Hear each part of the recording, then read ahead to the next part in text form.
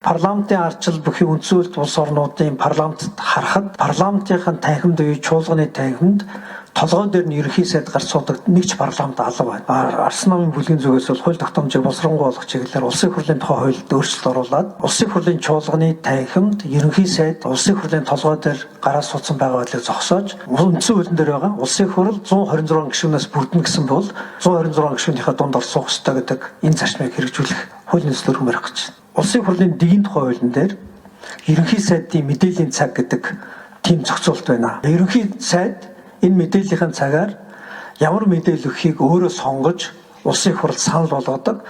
Засгийн газрын буюу ерөнхий сайдын санал болгосон мэдээллийг тойрч улсын хурл эргэлддэг байдал нь улсын хурлын өмнө ерөнхий сайд ажлаа хариуцна гэдэг энэ зарчмыг бол эвдэж байгаа юм байна үндсүүлийн. Парламентын гишүүд нь асуудаг болохоос биш ерөнхий сайд нь би ийм юм ярмаар нэг санал тавьдаггүй.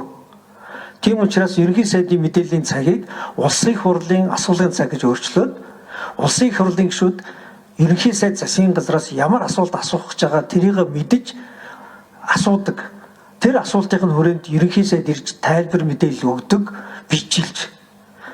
Тэр тайлбар мэдээллийнхаа хүрээнд хариуцсан сайдад агуулж орж ирдэг. Энэ зарчим руу шилжихгүй бол парламент хяналтаа тавьж бүрэн чадахгүй